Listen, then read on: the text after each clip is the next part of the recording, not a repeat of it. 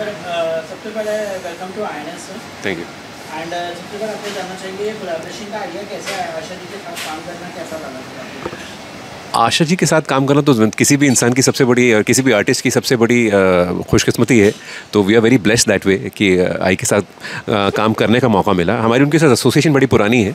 जब band of boys पहली बार launch हुए थे तो उस एल्बम को लॉन्च आशा जी ने ही किया था, और आई थिंक वो एक सबसे बड़ी ब्लेसिंग थी जिसकी वजह से गाने जो हमारे पहले 3-4 गाने सबसे बड़े सुपर हिट हुए। तो जो प्रेस कॉन्फ्रेंस हुई थी उसमें आई ने आकर एल्बम को रिलीज़ किया था। तो एसोसिएशन बड़ी पुरानी है, और ऑब्वियसली वो चिंटू की ग्रैंड मदर हैं, तो हम उनके we are like a grand children. तो वो एसोसिएशन है, लेकिन आज तक कभी हमने साथ में गाया नहीं था।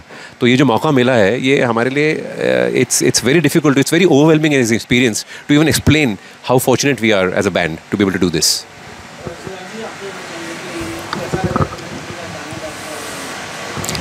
देखिए ये जैसा करण ने अभी कहा कि उनके साथ काम करना ही किसी भी आर्टिस्ट के लिए, किसी भी जनरेशन का वो आर्टिस्ट हो, उसके लिए एक बहुत बड़ी ब्लेसिंग है, एक बहुत बड़ा आशीर्वाद है। इट इज़ लाइक माँ सरस्वती का आपको डायरेक्ट आशीर्वाद मिले, वैसा आशीर्वाद है उनके साथ काम करना। और हम लोग सिर्फ अपनी ब्लेसिंग्स को काउंट कर रहे हैं कि हमने आशा जी के साथ गाना गाया भी है, और आशा जी के साथ हमने एक वीडियो बनाया भी है, और उनके साथ खूब मस्ती की है। और अब वो गाना हम पब्लिक करने वाले हैं ताकि पूरी दुनिया उसको देखे और इस गाने का मज़ा ले, क्योंकि ये गाना बहुत यूनिक है और एक अलग साउंड के साथ, जैसा बैंड ने हमेशा कोशिश की है कि बैंड हमेशा एक अलग साउंड को लेके आए। तो इस गाने में भी हमने वो कोशिश की है कि मेलोडी बहुत स्ट्रॉन्ग है, और जो साउंड है वो साउंड हमने उसमें इंस्ट्रूमेंट्स बहुत कम यूज़ किए हैं। इनफैक्ट जितनी भी आप आवाज़ें सुनते हैं उसमें ज़्यादातर मुंह से निकाली हुई आवाज़ें हैं, और इसलिए वो साउंड जो है वो बहुत अलग है।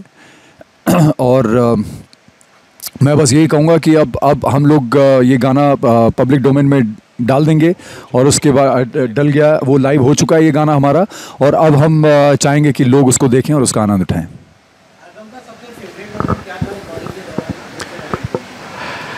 यार ऐसा देखिए, आपको अगर रिकॉर्डिंग स्टूडियो में पीएचडी हासिल हो जाए किसी ऐसे इंसान से जिसने वो किताबें लिखी है म्यूज़िक के बारे में, तो उससे बड़ी लर्निंग किसी इंसान के लिए क्या हो सकती है। तो जैसे कि हम कह रहे हैं कि आई स्टूडियो में आई और उस गाने को उन्होंने उस तरह से गाया जिस तरह से गाने की रिक्वायरमेंट थी, और जिस परफेक्शन के साथ गाया और एक बार सेट कर दिया, तो उससे अच्छा क्या हो सकता है हमारे लिए एज आर्टिस्ट। तो वो हमारे लिए सबसे मेमोरेबल मोमेंट था कि जब हम एक स्टूडियो में एक लेजेंडरी आइकॉनिक आर्टिस्ट के साथ में गाना रिकॉर्ड कर रहे थे। क्या इस एल्बम में पुरानी वाइब है या मॉडर्न ट्विस्ट?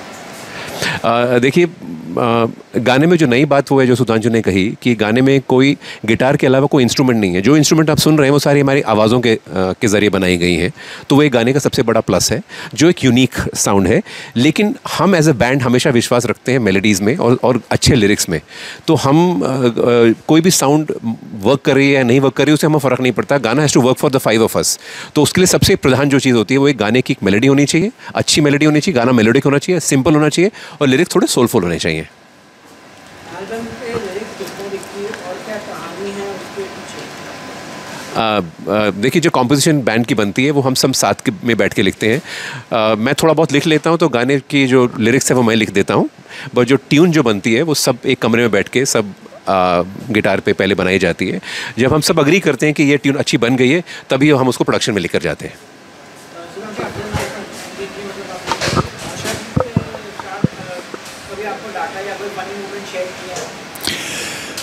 देखिए वो वैसे तो मैं मजाक कर रहा था, बट डांटती तो नहीं है वो, और वो जब भी कुछ भी कहती हैं तो या तो वो अपनी आँखों से बता देती हैं कि क्या उनको सही लग रहा है क्या गलत, या फिर वो जब बोलती हैं तो उनकी आवाज़ जो है वो जब बोलती हैं तो ही इतनी उसमें मधुरता है कि ऐसा लग रहा है कि जब वो अगर वो डांटेंगे भी तो भी ऐसा लगेगा कि वो गाना गा रही हैं और उनके आवाज़ में साक्षात सरस्वती के दर्शन होते हैं।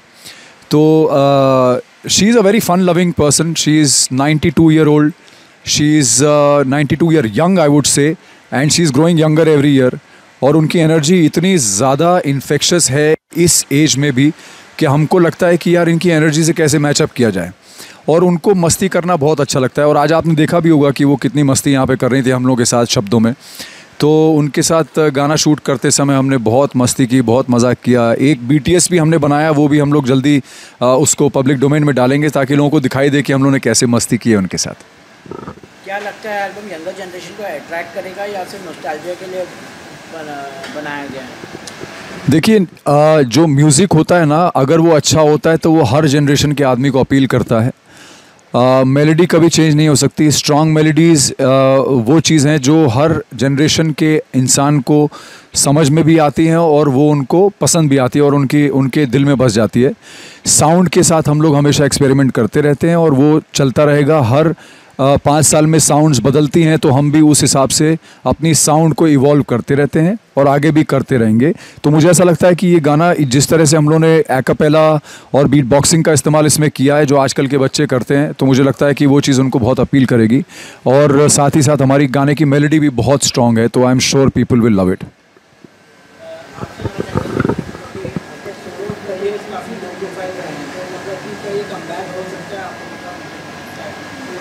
I think he is the best person. नहीं देखिए, सुधांशु भी कई बार ये बोल चुके हैं, मैं भी एक बार दोबारा से रिपीट कर देता हूँ कि बैंड कभी भी जो है डिस्पर्स नहीं हुआ था। हम अच्छे दोस्त हैं, पहले से दोस्त थे। बैंड में ज्वाइन करने से पहले बहुत अच्छे दोस्त थे, हमारी दोस्ती बरकरार रही।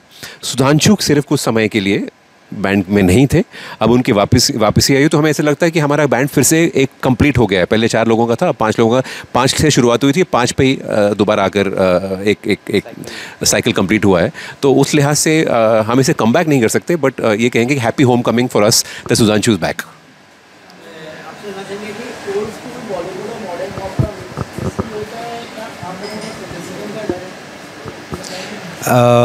नहीं, I think criticism is good for us because it helps us, make better music. और I think सब एक्सपेरिमेंट ही होता है, तो जो चल गया वो चल गया। तो ओल्ड स्कूल और new Bollywood hip hop mix करके एक नया फ्यूजन ही रेडी होता है। सो साउंड के ऊपर है, मज़ा तो आता ही है। म्यूज़िक है। जब आप गाना एक्सप्रेस करना चाहते हैं, आप कोई कॉम्पोजिशन बनाना चाहते हैं, आप आर्ट क्रिएट करना चाहते हैं ना, तो you are not worried about criticism, you are worried about the honesty with which you want to present the song. आपकी इंटेग्रिटी और ऑनेस्टी उस कॉम्पोजिशन में, उस गायकी में आ रही है कि नहीं, that matters to a musician. Criticism लोग करते रहेंगे, कुछ तो लोग हैं, लोगों का काम है कहना।